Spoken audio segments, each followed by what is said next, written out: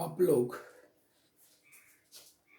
आप लोग संस्कृत का जो थर्ड चैप्टर चल रहा है अलस कथा, उसमें औधा पढ़ लिए थे। औधा के बाद पढ़ेंगे अच्छे से, तन मन से ध्यान दीजिए। परीक्षा में सब लोग पास कर जाइए। आप खुद समझ सकते हैं कि अभी जैसा गर्मी है, 42 डिग्री C से ऊपर टेम्परेचर है। आप लोग देखिए रहे हैं, महसूस भी कर रहे होंगे। सोचिए कि घर में वीडियो जहाँ बना रहे हैं, बताइए कि फैन भी नहीं चल रहा है, पंखा भी नहीं तो पंखा का आवाज़ आता ना। अब पूरा खिड़की और दरवाज़ा पूरे को बंद रखना है, क्योंकि वीडियो बनाते समय अगर हवा भी आता है ना, तो हवा से भी डिस्टर्ब होता है।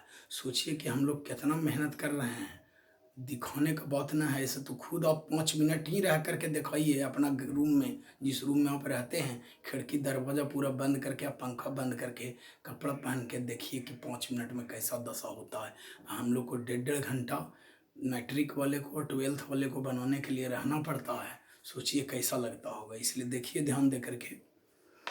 हाँ, तो आप लोग पिछला वीडियो में देखे थे कि जब बहुत सारा द्रव्य का, यानी बहुत सारा पदार्थ के जब अथी होने लगा, खर्चा होने लगा, तो अलस साला में जो नियुक्त पुरुष थे, वे परीक्षा लेने के लिए क्या किए, तो अलस साला में आग लगा दिए। अब देखिए, ततो गृह लग्नम प्रविद्धम अग्नि दृष्टवा धूर्ता सर्वे पलायता। ततो मने उसके बाद, गृह लग्नम यानी घर में लगे हुए, प्रवृद्धम अग्नि और बढ़ते हुए, अग्नि मने आग को, अदृष्टवा मने देखकर, धूर्ता मने धूर्त लोग, सर्वे मने सभी, पलायिता मने पलायन कर गए यानी भाग गए फिर से। उसके बाद घर में लगी हुई आग को बढ़ता हुआ देखकर सभी धूर्त भाग गए। आगे, पश्चादि अलसा अपि पलायिता, उसके पश्चात कुछ आलसी लोग भी पलायिता मतलब भाग गए, यानी कुछ आलसी लोग भी भाग गया। चत्वारः पुरुषा तत्रैव सुपता परस्परम आलापयन्ति। चत्वारः मीन्स होता है 4, अब पुरुषा मने पुरुष, तत्रैव मने वहाँ पर ही, सुपता मने सोए हुए, अब परस्परम आलम्पन्ति मतलब परस्पर बातचीत करने लगे।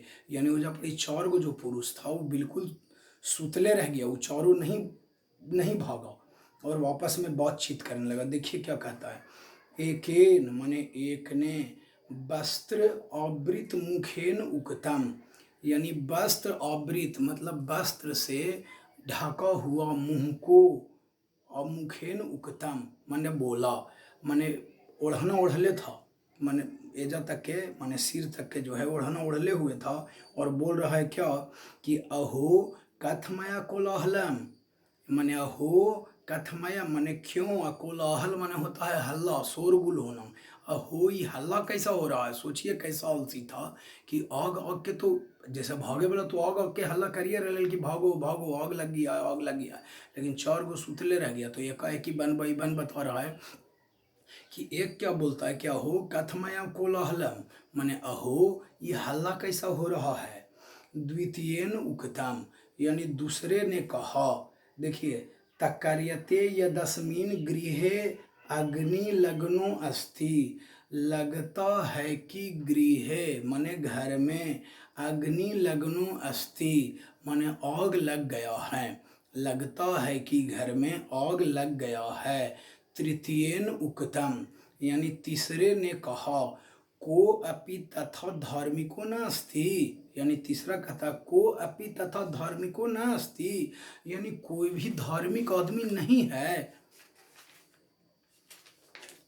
यह यदानीम जो कि हम लोगों के ऊपर, जल द्रव्य शोभी कटैर वासान प्राप्नुबोति, मतलब हम लोगों के ऊपर जल से भींगे हुए चादर या रजाई को डाल दे, या चटाई भी बोल सकते हैं।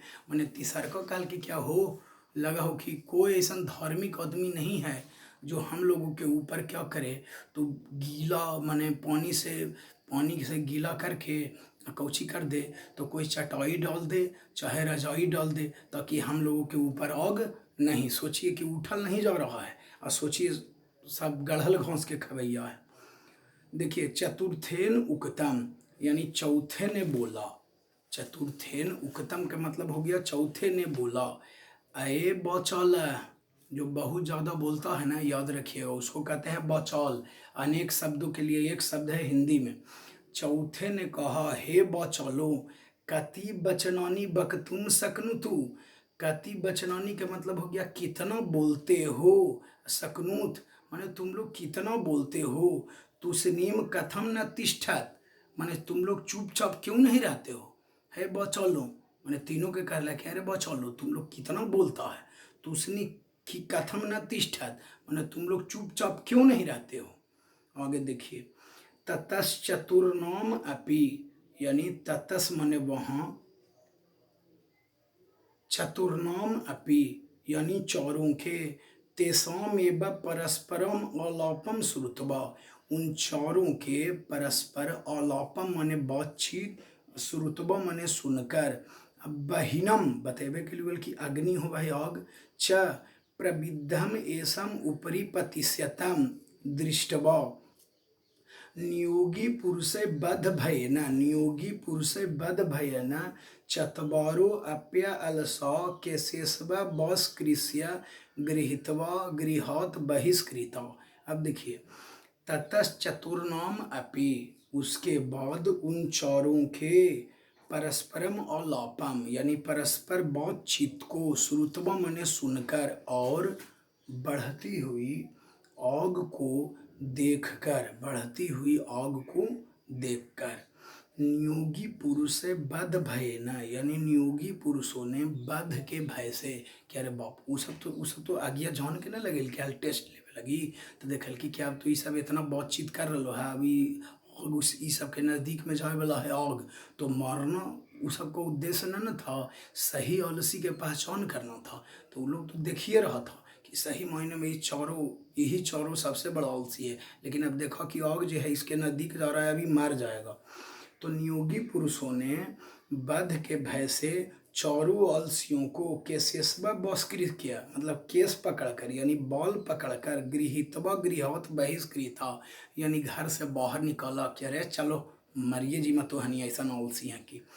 पश्चात तनून अवलोक्य तरही योगी भी पठितम, उसके बाद उन लोगों ने यह बताया कि, क्या बताया भाई, यह उन लोगों ने विचार किया कि पति रेव गति, ये वाला याद कर लीजिए, इसको हिंदी भी लिखवा देंगे क्योंकि ये आता है। पति रेव गति स्त्री नाम, इसका हिंदी तो बताइए दिए थे ऐसे, लेकिन सुन लीजिए, पति रेव गति स्त्री नाम यानी स्त्रियों की गति उसके पति पर निर्भर करती है। बतेबे किए कि अगर पति के इनकम, अगर कोई किसी का भी हस्बैंड है, पति है, तो अगर ज़्यादा आमदनी रहेगा तो बढ़िया उसका पहनावा ओढ़ावा रहेगा, और जिसका पति कम कमाएगा तो उसका कम रहेगा। तो वही कह रहा है कि स्त्रियों की गति उसके पति पर निर्भर करती है। बौला नाम जननी गति, बौला नाम माने बच्चों की गति उसकी माता पर निर्भर करती है। जननी मीन्स माता, बच्चों की गति उसकी माता पर निर्भर करती है। न अलसा नाम गति यानी आलसियों की गति, कांचिन लोके माने इस संसार में आलसियों की गति जो है, कारुणिकम बिना यानी दयावानों के बिना किसी पर नहीं होती है। हो गया, फिर से एक बार बताता हूँ, स्त्रियों की गति उसके पति पर निर्भर करती है, बच्चों की गति उसकी माँ पर निर्भर करती है, और आलसियों की गति इस संसार में कारुणिक मतलब दयावानों के बिना किसी पर भी निर्भर नहीं करती है।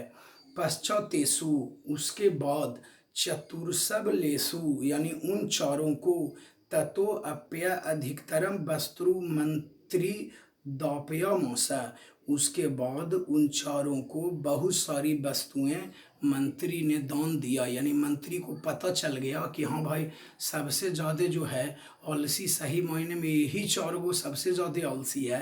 तो मैंने इतना आलसी है, जब मंत्री को सैनिकों ने बताया कि इसको जान के भी ठिकाना नहीं था कि अभी सब मर जाता अगर बाहर नहीं निकलते, तब मंत्री को जब पता चला तो इन चारों को और सामान दिया, वस्तु दिया कि ले जाओ, सबसे महान आलसी तो हनिया ही है। तो यही है, तो यानी अलस कथा से क्या शिक्षा मिलती है, यह भी क्वेश्चन में है, हिंदी में भी लिखाएंगे क्वेश्चन कि अलस कथा से क्या शिक्षा मिलती है। तो अलस कथा से हमें यह शिक्षा मिलती है कि व्यक्ति को ऑलस नहीं करना चाहिए। ऑलस जो है मनुष्य के शरीर में रहने वाला उसका सबसे बड़ा शत्रु है, सबसे बड़ा दुश्मन है। ऑलस के कारण कोई भी व्यक्ति सफल नहीं हो सकता है। जैसे आप भी समझ सकते हैं कि बहुत ज़्यादा अगर ठंडा है, बहुत ज़्यादा गर्मी है तो नहीं गए पढ़ने के लिए, या अभी कैसे गर्मी है तो कहिए क्या बड़ी गर्मी लग रहा है ना पढ़ेंगे, तो मत पढ़िए। समय धीरे धीरे नज़दीक आ रहा है। जैसे मैट्रिक का रिजल्ट जो है आजकल में निकलने वाला है, तो उस सबके दिल की धड़कनें तेज हो रहे हैं, तो अगला बार आप भी तैयार रहिए। यही बात है। तो धीरे धीरे आप लोग परीक्षा के नज़दीक में सट रहे हैं। अब वो टाइम को आप गर्मी के कारण मत पढ़िए, ठंडा के कारण मत पढ़िए, बरसात के कारण मत पढ़िए। बस आपको सोचना स्वयं है। इसलिए कहते हैं कि पहले किताब लेकर के इसको 2 बार वीडियो को देखिए ज़रूर। एक बार देख करके मिलाइए सबको, एक बार और देखिए, डबल डबल बार ज़रूर देखिए और कहानी को मनन करिए कि आखिर वीडियो में हमने इस कहानी में क्या पढ़ा। तो जब कहानी याद हो जाएगा तो आपको क्वेश्चन आंसर एकदम खटाखट बन जाएगा। बस, धन्यवाद।